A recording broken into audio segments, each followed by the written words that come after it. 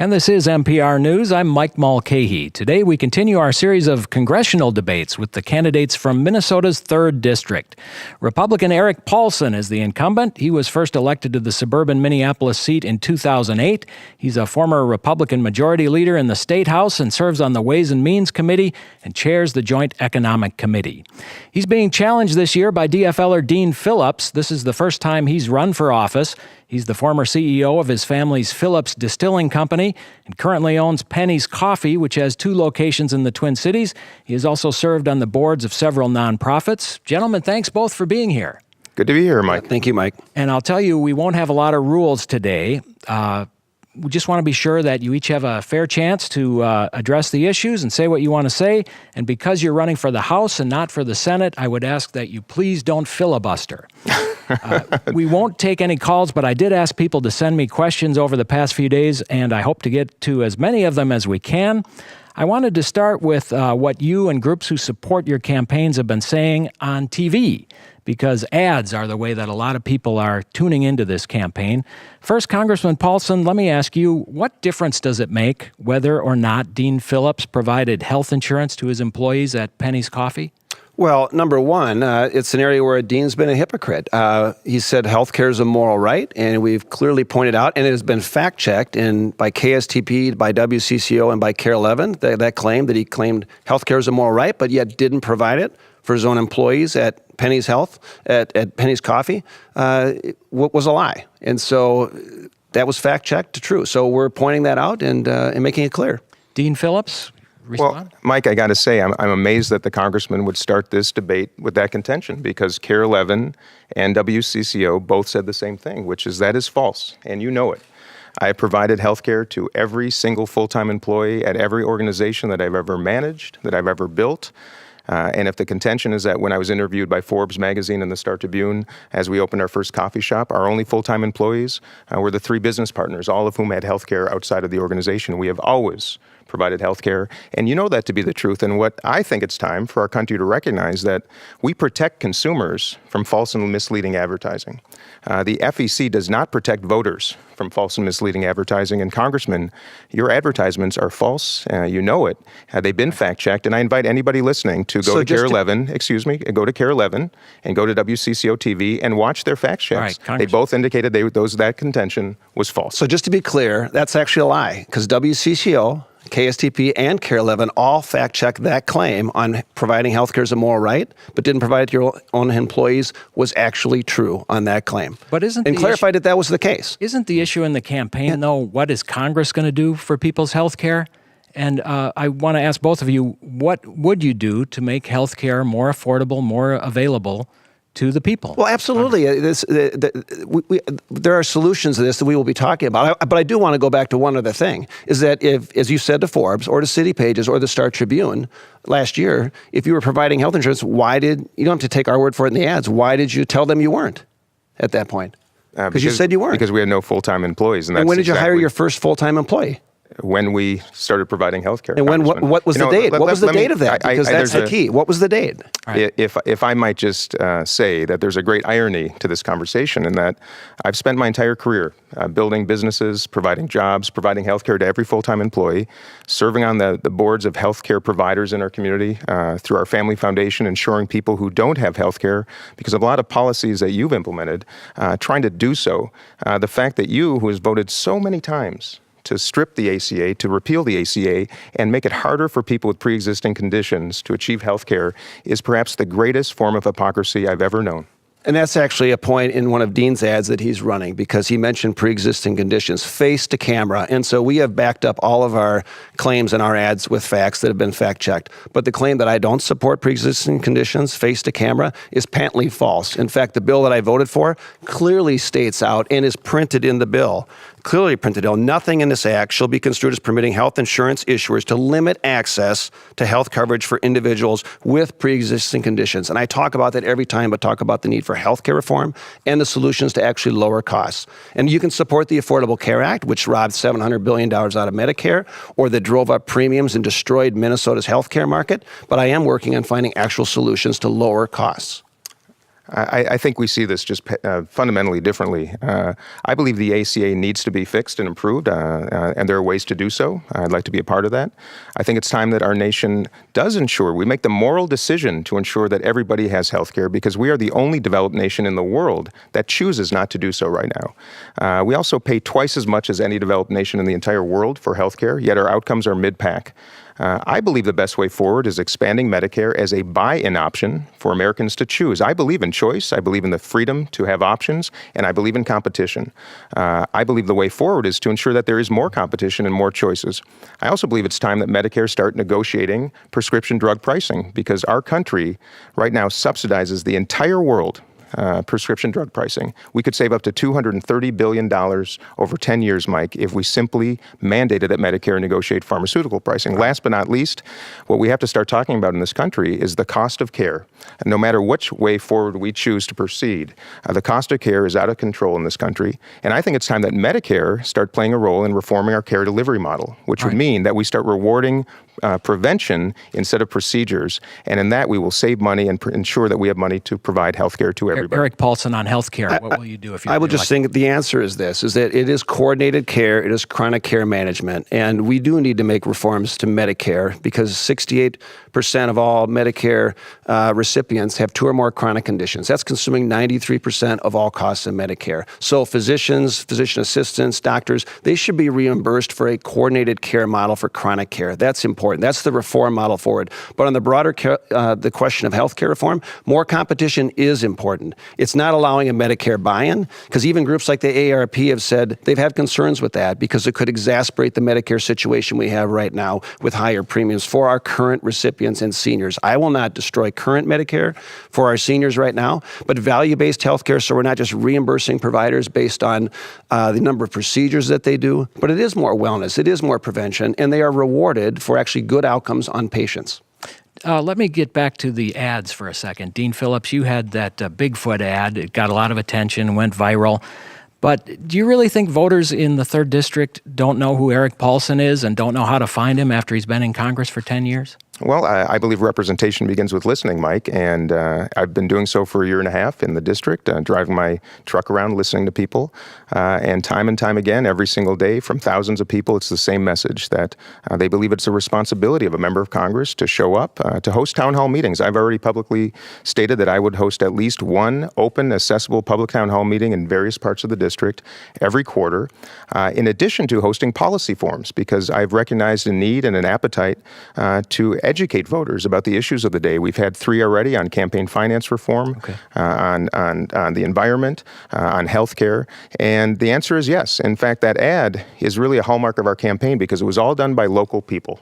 Volunteers, the local creative community, and our country needs a little bit of dose of levity right now in our politics, and that ad was a nice example of how we could bring a little bit more humor and, frankly, decency to the discourse. Well, and one thing I'll mention is obviously being accessible as a member of Congress and being a listener is key and important to being effective, and I've got a strong reputation of that, whether it's hosting 23 different telephone town hall meetings in the last year and a half, my own personal in-person town hall meetings. Now, some of those town hall meetings were very uncivil, with outbursts and boos and screaming, and people don't want to come and be yelled at or screamed at. They want to make sure they've got a voice. So I've done additional 150 individual business visits, my 249th school visit this week, 60-some community forums, and individual office hours with more than 150 personal constituent meetings. You would be hard-pressed to find any individual who said they weren't able to even meet with me if they wanted to meet with me privately, and that's very important. I do take one exception, and I don't complain much about the ads that are put up, but I will take exception to one of Dean's other ads that is up right now. And that's the one where he is essentially mocking or making fun of one of my congressional staffers, who is a young 20-year-old on his first job. And we had a time when I think congressional staff were sort of off limits. But there are bits and pieces where you direct folks to your website, and then you say, and the voices are that they make it sound like I'm evasive or I'm not responsive. This was an intern and a first staffer with a speech impediment who was going to a speech therapist. And, you can imagine sort of how that makes him feel. But I think that is just pathetic. Well, if I might say, I think it's a core responsibility of every member of Congress to appear in public. And Congressman, for a year, I've been asking you, inviting you to simply appear in a public forum at which any member, any voter can come and ask both of us questions. I think that is such a basic responsibility. And by the way, we live in challenging times, and conversation is sometimes challenging. Despite that, I will absolutely hold public town hall meetings regularly so that people can challenge me. And I got to tell you, I learn more from people who see things differently than me. And that's a hallmark of this campaign. Republicans joining Democrats on my campaign to do it differently. Okay. And as for that ad, I might just say that what we were pointing out is truth, which is that even your staff can't tell voters where they can find you. And that is my contention. And by the way, to mock and make fun of someone with a speech impediment is wrong. And I think that is pathetic. And I am accessible. And I will continue to hold town hall meetings and be accessible. And I've done community forums. I'm not going to go to campaign rallies and events with one side just to suit your needs. Well, then I will accept your invitation to appear in a public forum at any time. Yep. All right. Let me just, I got a question from a listener. Just on this subject of ads, which two ads for your campaign do you think give the voters in the 3rd District the best insight as to why they should vote for you? And Congressman Paulson, start with you. Well, one ad I'll mention right off the bat is that it is important, regardless of who you are or who you represent in your community, that you're willing to stand up to your own party, even if it's the president. And one of those ads that I've been running is protecting Minnesota's Yellowstone, which is the Boundary Waters Canoe Area. And I said no to my own party when there was a bill on the floor. I said no to the administration when they were shortchanging a review, an environmental review that was put in place by the last president. And I think it's important to allow that review to go forward. And growing up and having the ability to travel to the Boundary Waters and knowing it's an important wilderness area, that's one key component that we've emphasized in one of our ads. Okay. I'd love to respond to that, because the ad that the Congressman's referring to is one where he calls the Boundary Waters Minnesota's Yellowstone, indicating that he's filming it in front of the Boundary Waters when in fact it's at a lake in Chaska, I believe. And to say that you stand up for your own party when you vote 98% of the time with Donald Trump and about an equal amount with your own party in a district that is so purple is a very odd contention to me, and frankly hypocritical. I'm proud of the message I'm trying to send, which is there's a better way to do this. Okay. There's an inclusive way. Let's let the Congressman respond. Well, first of all, the 98% figure that Dean has used is a great bumper sticker slogan, but it's not truth. You say truth is truth. But look, the fact is, if you look at what President Trump has signed into law, 70% of what he has signed has been bipartisan. That's actually the best record of any president in the last 20 years. And of that 70%, Amy Klobuchar has voted for 91% of those issues. So keeping the government open. Dean, would you have voted against that? Keeping the government open?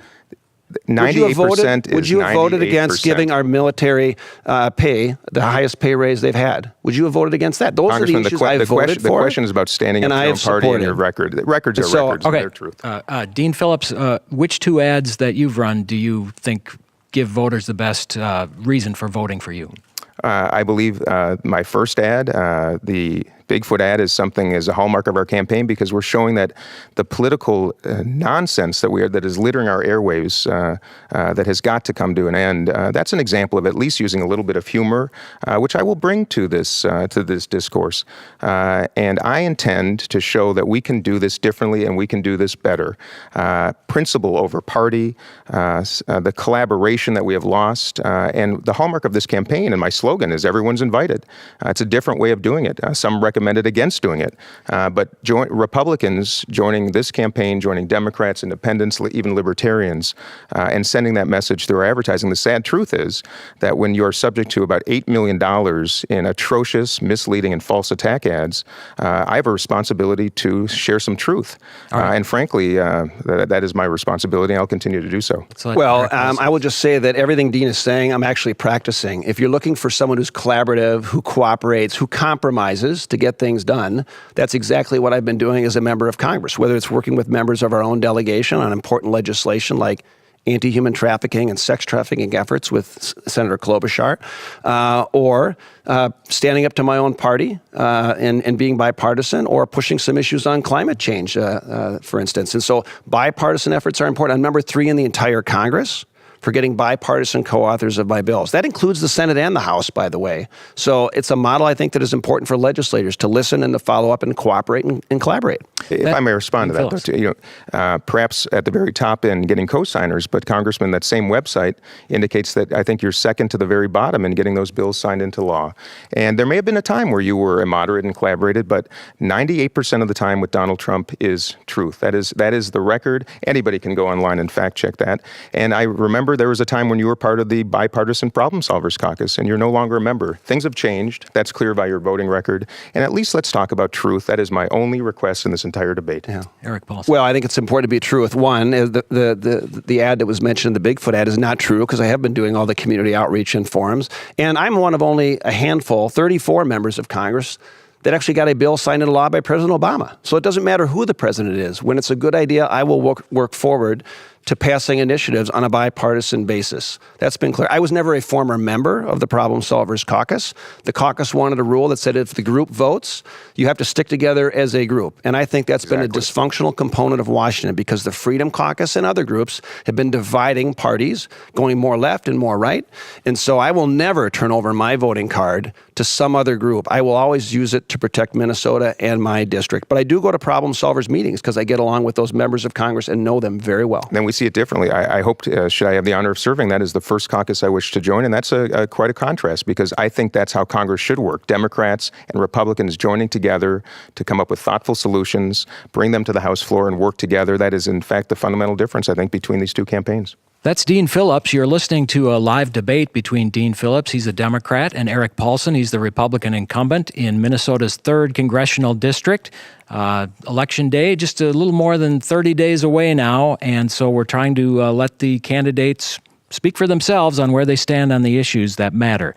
Let me talk about the tax bill that passed last year. Congressman Paulson, you helped write that bill. You think it's a good deal for the people in the 3rd District? Why? Well, it's certainly performing very well on the economic announcements that were just made today. The lowest unemployment now since 1969 for the country. Actually, the 3rd District in Minnesota has the best unemployment record, the lowest unemployment in the entire country at 1.9%. So tax reform is about making an efficient economy even stronger. And modernizing our tax code. So it's everything we said it should be, lower rates for everybody, and at the same time build it for growth. So we've seen consumer confidence at record levels, small business confidence at record levels, more wages going up, pay raises, as well as investment and productivity increasing. So we've gone from 2% growth to 4% growth. And honestly, the results are much more stronger than any of us really expected they would be only 10 months. Dean Phillips, would you have voted for that bill? Well, I'll tell you, the bill, I call truth as I see it, and most bills are gray areas. There are parts that I like and parts I don't like, and the tax bill is no exception. The economy is strong. It was getting stronger at the end of the Obama administration and has continued to. I think we're on a bit of a sugar high for reasons I can describe. But that bill had components I did like. I agreed. It was time to reduce the corporate income tax rate in this country to make us more competitive with the rest of the world.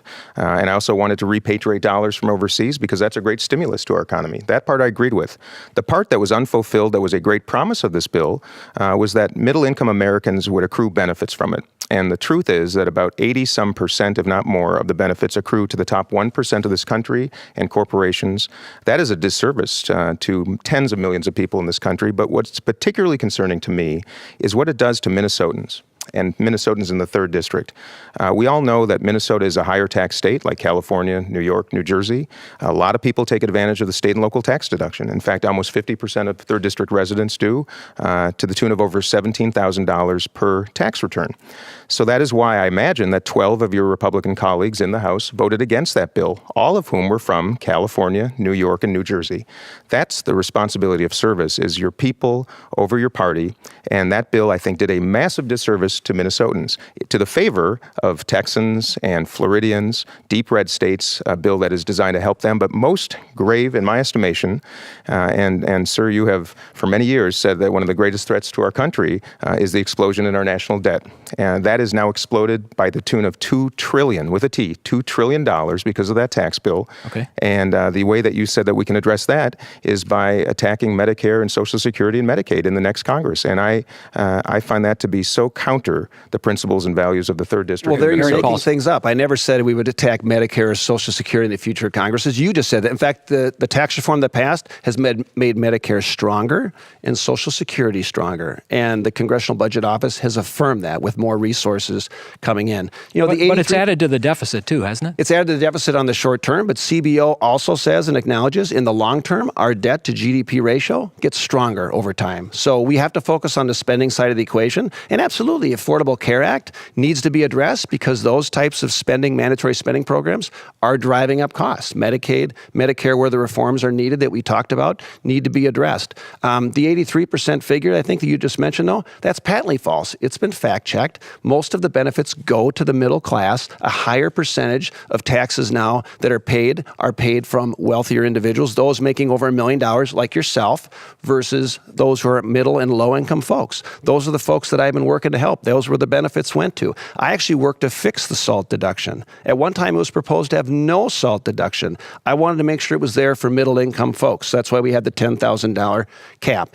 Dean would want to restore that, but if you restored it, it would be only about a $10 tax benefit for those who are in the middle-income folks, but it would be $30-some thousand for millionaires like Dean and others. And he didn't answer the question how he would have voted on the bill. How would you have voted on the bill? I would have worked hard to ensure that this economic expansion benefits the people that need it the most, not by favoring those who need it the least. And it's hard to have a debate when truth doesn't rise to the top. And that's why I'm running for Congress, Mike. This is what is so troublesome in our discourse, spending millions of dollars on television, disseminating lies and falsehoods, even in live debates. The truth, Congressman, is truth. And all of these, if people took the time to do a little due diligence and do some research, that would elevate. But now we live in an era, unfortunately, where we can't even decide on truth. And I'm on a mission to elevate that. But you don't want to say whether you would vote for the bill or not. For that bill, in that current, I would vote to reduce the corporate income tax rate. I would have done so over time. And you won't answer the question? I would have. Well, let me explain. Because as a member of Congress, should I have that honor? Vote yes or no? Let me tell you. If I had been a member of Congress, I would have advocated very strongly for the people of my state and for middle-income Americans who should have derived more benefit from that tax bill. That is what I'm saying. As simple as that. I was not a member of Congress. You were. You served on the Ways and Means Committee that wrote the bill. You voted for it. I would have said that I would have argued very, very strongly for more accrual of benefits to middle-income Americans. That is truth. I was not there to vote on that bill, and I think it would have looked different had I had that opportunity. And I worked to change the bill, including medical expense deductions, SALT deductions that were put in the bill to help middle-income folks, lowering rates for everybody. And Dean still won't say where he would on the vote. But he did say it was disgusting, it was awful, it would be an easy vote to vote no. But now he won't say where he would vote. In fact, he won't say if he will vote to repeal the bill. As Nancy Pelosi has said, that's the first issue. If we're in charge as Democrats, we will vote on the House floor, is to repeal that. How would you vote on that, on the repeal? Mike, if I might say, what I said is disgusting is the accrual of 80-some% of the benefits to the top 1% of this country, and I stand by that truth. But and the other fact of the matter, let me just say though, but the other fact of the matter is that the tax bill that you wrote and voted yes on is resulting in income tax increases for a lot of Minnesotans, thousands of Minnesotans. Do you agree with that? Do you agree that thousands of Minnesotans have had their taxes cut? There are winners. The vast majority. There are some winners and there are some losers, and the losers are across socioeconomic spectrums, and that's truth. And I speak with them every day, and you know that to be the truth. That is a tax increase on thousands of people in our state, and I would have done differently. So you would have voted no? Congressman, let me just ask, you've mentioned Medicare and Social Security. Would you pledge to protect those programs in terms of the benefits they pay to people who depend on them, or are changes needed that would cut into benefits to keep the programs financially solvent? We need to make sure that we are protecting and preserving both Medicare and Social Security for our current seniors and future retirees, both on Medicare and for Social Security. I would hope that as Ronald Reagan was able to work with the Democrat Congress bipartisanly, that we will be able to find solutions to those types of issues. It will have to be bipartisan. On the Medicare front, that's why I've teamed up with Senator Ron Wyden. He's a pretty liberal Democrat from the state of Oregon, but we have teamed up for Medicare reforms for a better care, lower cost bill, which we've introduced several times, which we have pushed for reform within Medicare. It would actually save many, many billions of dollars without providing cuts. It's always the false choice of slashing benefits or cutting payments to providers. It doesn't need to be that way. We should be focusing more on health care rather than just sick care. And we can protect and preserve and save and secure those programs for future retirees. So are you saying that benefits won't be cut? Benefits will not be cut, and they shouldn't be cut for folks. Okay. Dean Phillips, would you pledge not to cut benefits? Not only would I pledge not to cut benefits, I'm on a mission to ensure that our retirees, people who've worked hard their entire lives, that we return the favor to them and ensure that they are protected in their retirement years, the most underserved, disadvantaged people in this country. We are the most prosperous, successful country in the world's history. And I believe we are a country that has more compassion, more heart, and more ability to do better by more people, economically and otherwise. I would pledge to strengthen Social Security, to strengthen Medicare and Medicaid. They are the most successful programs in this nation's history, and Social Security, the most successful anti-poverty program in the world's history, and I think we can do better. And I want to. That's why I will join the Problem Solvers Caucus, Democrats and Republicans who have pledged to work together. They already have solutions to many of these challenges, and if leadership structures in both parties would afford the opportunity to have some of that heard on the House floor, I think we can get some work done, and I cannot wait to be a part of it. And I should just mention also on the Medicare front, Dean, you opened up today with saying you're in favor of a Medicare buy-in. Now, that is a risky scheme for current Medicare recipients. And I don't know what that plan is, what it would cost, what the impact is, but you haven't shared those details. But it goes down the road to Medicare for all and strains, whether it's deficits for our country or whether it's putting current benefits at risk that seniors do receive. And I see that's the fact. Scheme? I see it just the opposite. The plan that I like the most right now is one called Medicare Extra. It's a thoughtful plan that's been issued by the Center for American Progress. And I think it's just the opposite. The notion of buy-in is that we're not handing out free health insurance to people. It would be a buy-in option, simply to provide more competition with private insurers, which I think in many parts of this country we should all agree is necessary. It's a plan that is easy to understand. It works well. And furthermore, available to all people in this country as an option. That should be favorable to members of both parties. And that is a solution that we can work towards. And by no means would I ever favor any program that could make it more challenging for those currently receiving Medicare.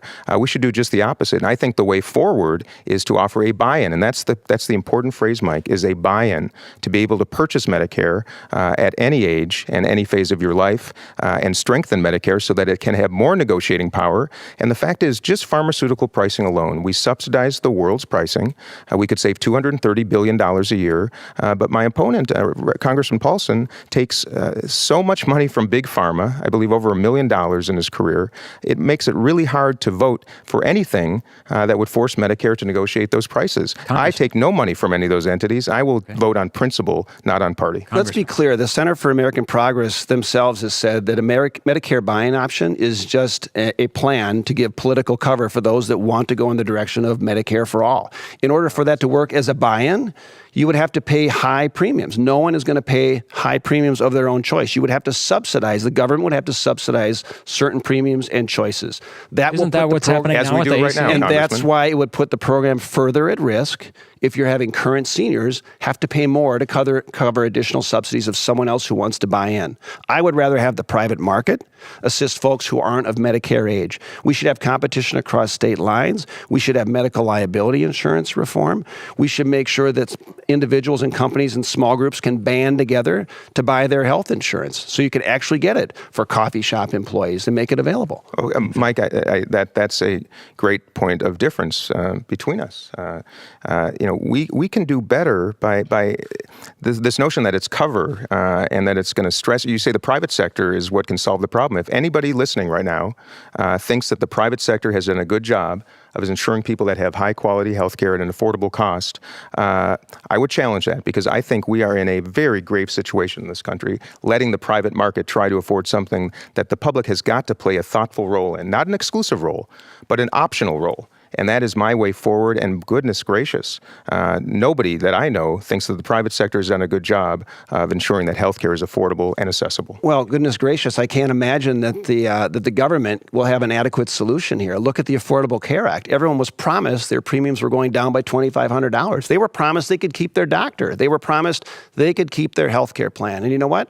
We found out none of that was true. None of it. It screwed up Minnesota's healthcare. We were one of the top 4 states for seeing our insurance rates double recently. It's still a pocketbook issue for families and individuals and small businesses alike. It's something I hear about all the time. When you got high deductibles, high premiums, you get an insurance card, but you don't have insurance. So what are you going to do about that? 20, if I might just say, 20 million more Americans now have health coverage because of the ACA. And for the first time, people with pre-existing conditions are protected.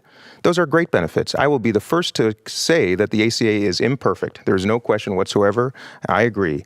There's a thoughtful way forward, and one of the first things I would do, should I have the honor of serving, is fixing the ACA. But the progress that it made, the steps in the right direction, including some baby steps to rewarding prevention instead of just procedures, are exactly the way forward. We've got to do better, and we've got to do so via collaboration. Adherence to party versus principle is why we're in this quagmire. One last word, Congressman. I completely agree, and that's why I've been pushing healthcare initiatives and solutions on obesity and genetic counseling issues that are very bipartisan that can tackle this. And look, we have tried to fix, and Dean accuses it of sabotage. But when you have high deductibles, why shouldn't you allow healthcare savings accounts to be able to pay for some of those high deductibles that people are facing right now? That's a remedy. That's not sabotage. And that's HSAs, not hurting as most the people ACA. know, those are wonderful for people of means who can afford their insurance. It is not doing anything to help those that are struggling so mightily. The people who They are mostly are used for middle-income folks. Congressman, who are one Middle-income illness away folks. from bankruptcy. The people who tell me almost every day that they can barely afford their medications. My goodness, we have got to do better. We've got to collaborate, and we've got to come up with ideas. You know, no that's party has exactly what monopoly I've on been doing. ideas, One and that's at what a I'm time. offering. Yep. Okay. Let me move on to another question from a listener. And this was Congressman Paulson. Why not force President Trump to release his tax records? Especially after the story in the New York Times this week that raised all kinds of questions about how his family used their taxes over the years. Sure. Why not require him to release his taxes? Well, a couple of things. Number one, there was the story that came out by the New York Times or someone recently on some of that. Law enforcement always has the ability not to go to Congress or go to the Ways and Means Committee, but to go to the IRS. The independent counsel that's in place right now, Mr. Mueller, he's got complete authority to subpoena tax records. So that's not something we can do. In fact, we are only allowed, or I should say the chairman of the Ways and Means Committee is only allowed to look at tax returns for the purpose of looking at how tax law works. It is a privacy issue. We are not allowed to release tax returns.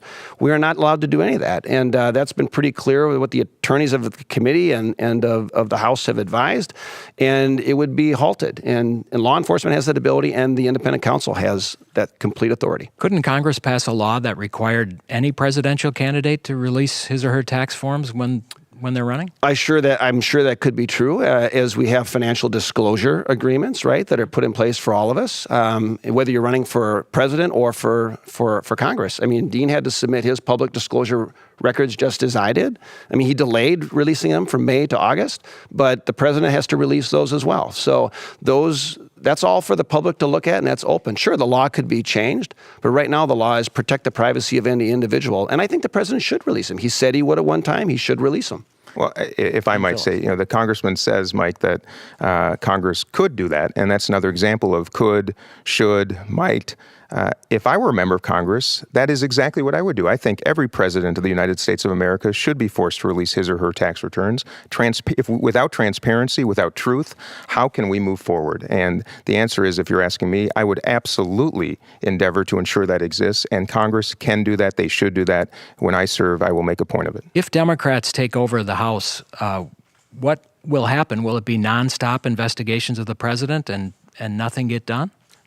Mike, I'm endeavoring to serve in Congress because I'm so appalled at the leadership of both parties. And I'll say it again, the leadership of both parties really disappoints me. There is a better way to do this. I've spent an entire career collaborating. Nobody has a monopoly on ideas.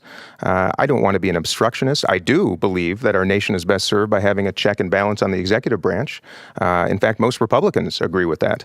That's how I would serve. I don't want endless investigations unless they're warranted. And my goodness, are some investigations warranted right now? And others, probably not.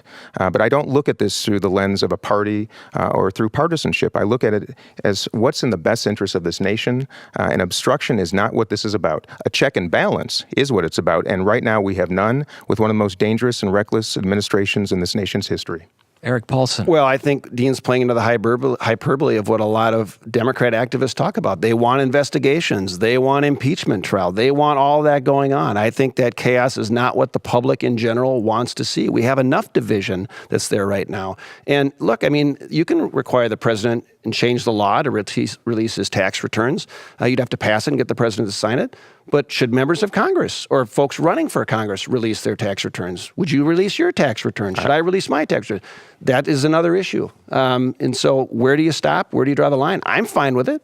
How do you, Congressman, let me ask you. So you would release your tax returns. You're supposed to do that. How is Congress done on overseeing this administration?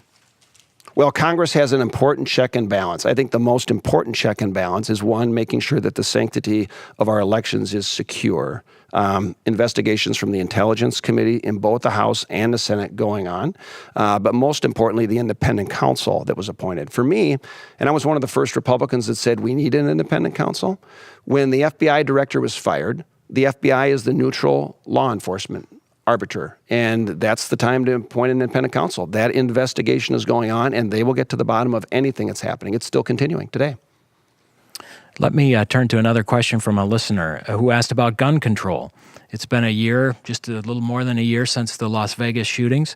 Should the federal government pass any new gun laws? Congressman, start with you. I think there are new gun laws that we can pass. We've passed several this year that enhance background checks to making sure you've got better information for domestic abuse that are getting put into the background check system. Your background check system is only good as the data that you have in it. We also lifted the ban on gun violence research by the CDC and others. That's important to do. But I think we can go a step further as well by having what are referred to as gun violence restraining orders. And it's one of the reasons why I got together with Ted Deutsch. He's the representative that represents the Parkland community where the tragedy happened also not long ago. And we came up with the concept of, at a federal level, having gun violence restraining orders. So if tips are given and someone thinks, a family member or a friend or someone is going to be a threat to themselves or to society, to others, they can actually have law enforcement step in, confiscate weapons, and you can have due process, you can have probable cause. It's worked in a handful of states that have implemented them, Republican states as well. And so some groups don't like that, but I think it is an appropriate response and the direction to go, not only to prevent tragedies, but also prevent a lot of suicides. And that's been a driving epidemic as well. Dean Phillips. Well, I think we should point out, in fact, I just recently, the NRA elevated Congressman Paulson's grade from an A- to an A. My grade is an F. And by the way, I'm a firearms owner myself.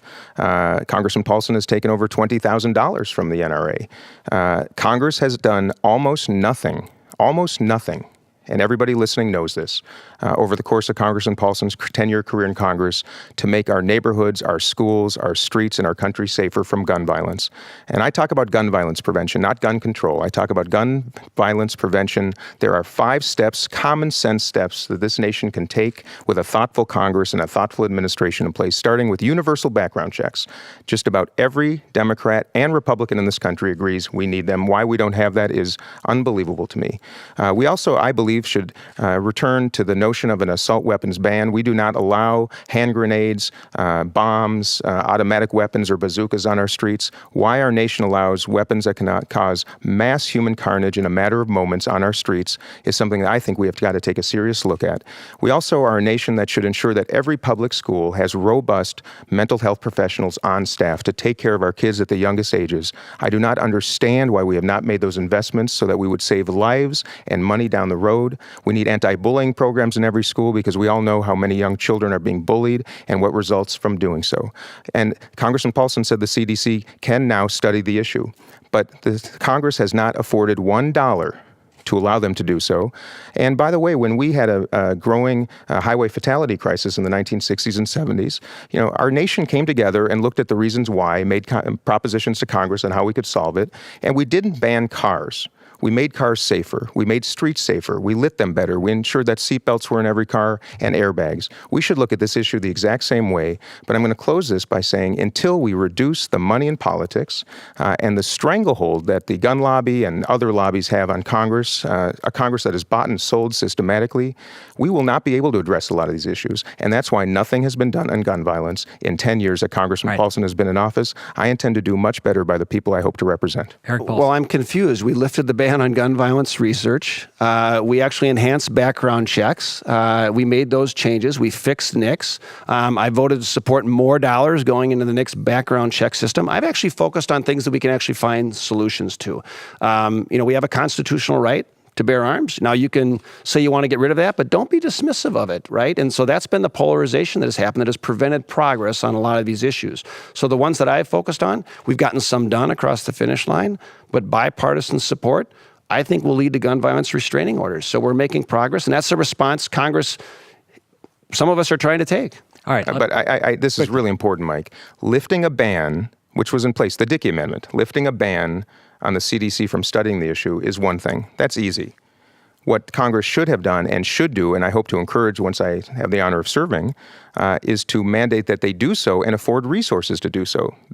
Anybody that would disagree with that would really surprise me. And I have an understanding of the Second Amendment, and I support it, and Americans do have the right to bear arms. I'm one of them. Okay. We also, but common sense has got to rule the day. Well, common sense says lift the gun ban, the violence research, right, on the ban on gun violence research, which had been in place for decades. So, of course, you need to provide resources for that. The mental health care funding, that's been coming. We passed a significant bill just recently last week that not only provides a stopgap measure to the end of the year, but has important resources for school violence programs across the country. And that was a follow-up to the legislation that passed earlier last spring. The same percentage that I'm voting with Trump, lockstep and barrel, that was signed and passed into law.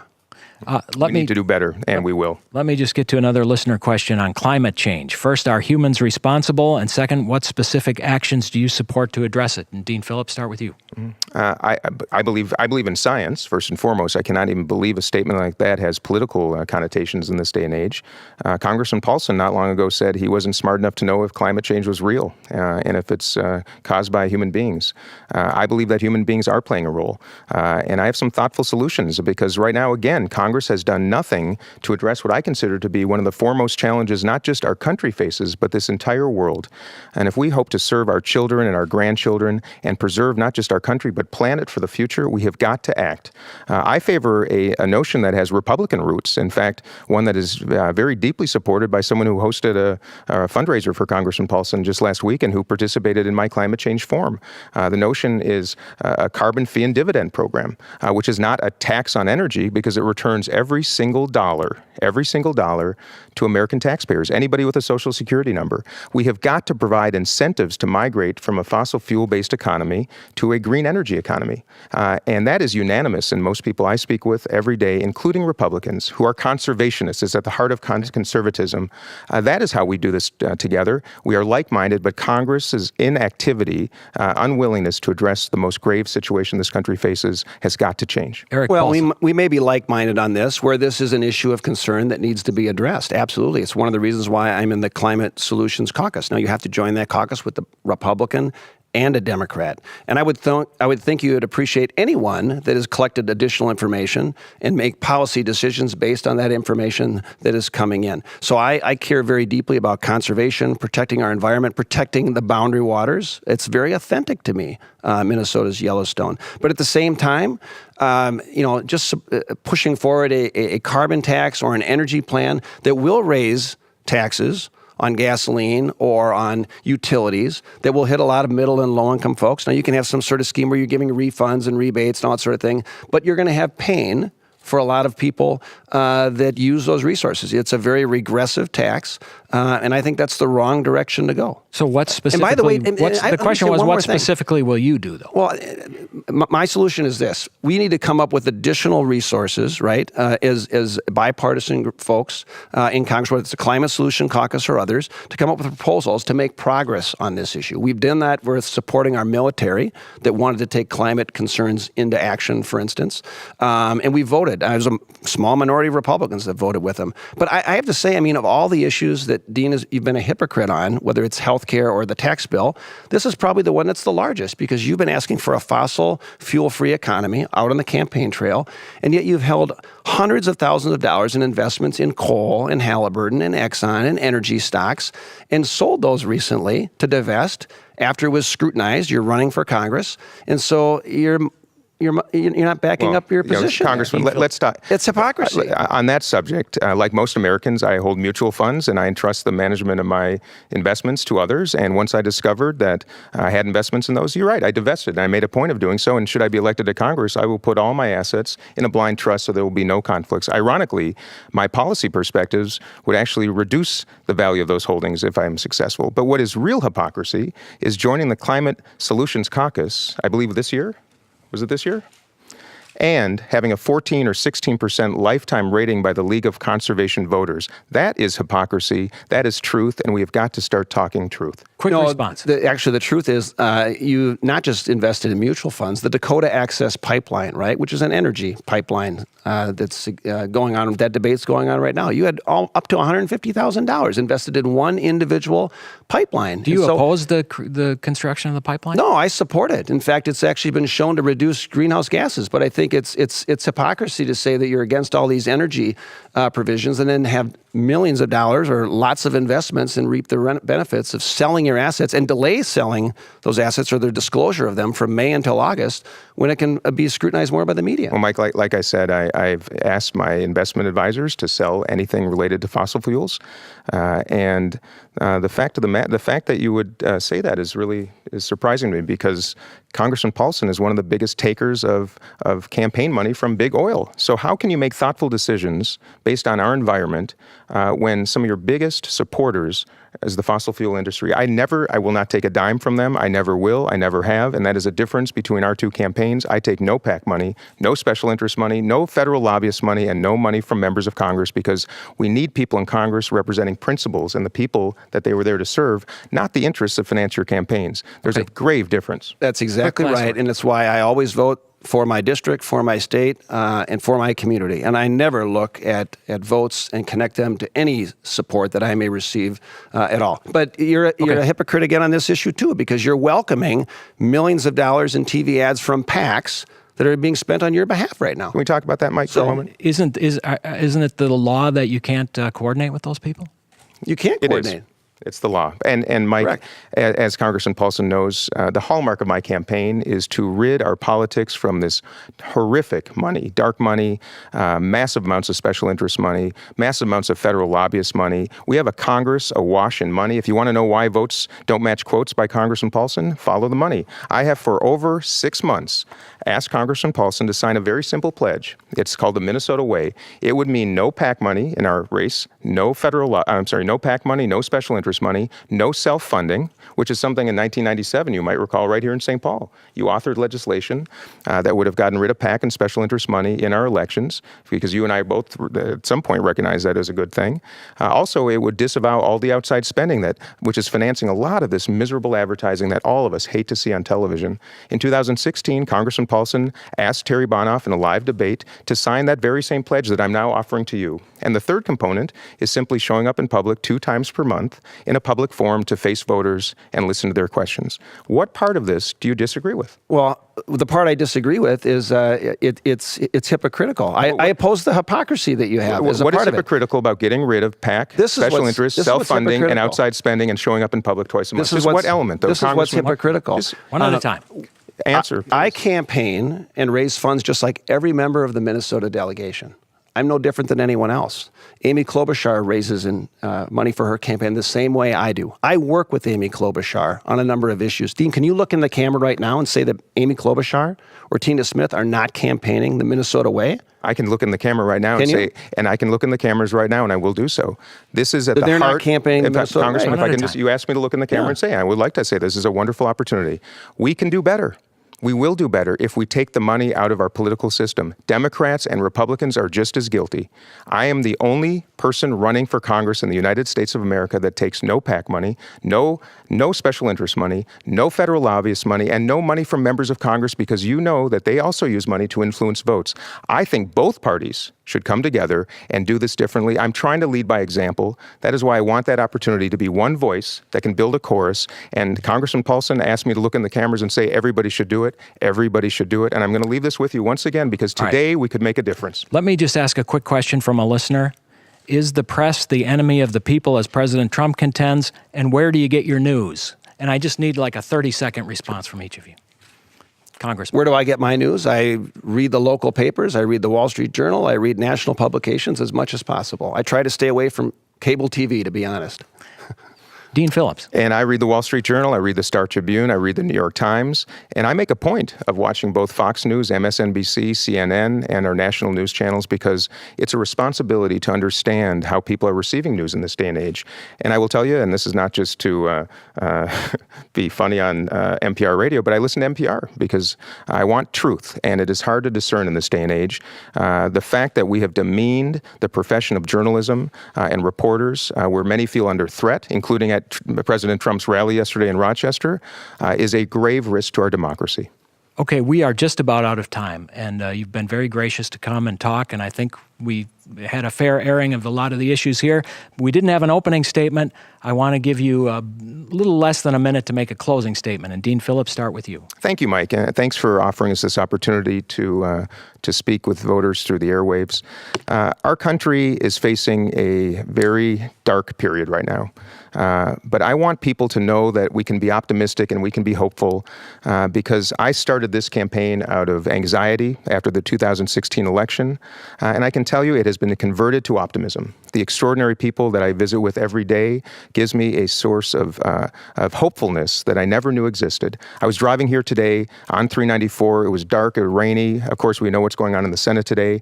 And I saw a crocheted heart on the overpass on 394. And I thought that one act of kindness changed my day. We are a nation that has got to come together. I want to inspire that. We have 64,000 contributors, 1,500 volunteers, Republicans, Democrats, and independents coming together. That's the hallmark of my campaign. I want to bring it to Washington. There.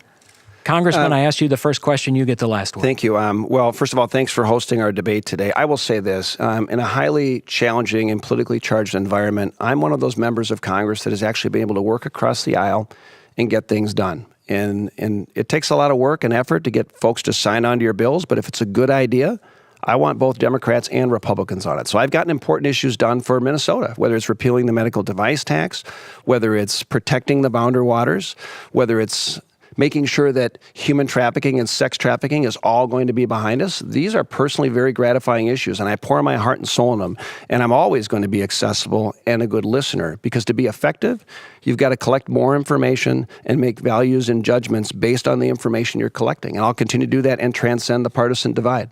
I want to thank you very much for coming and for speaking to our audience today. Congressman Eric Paulson, thank you.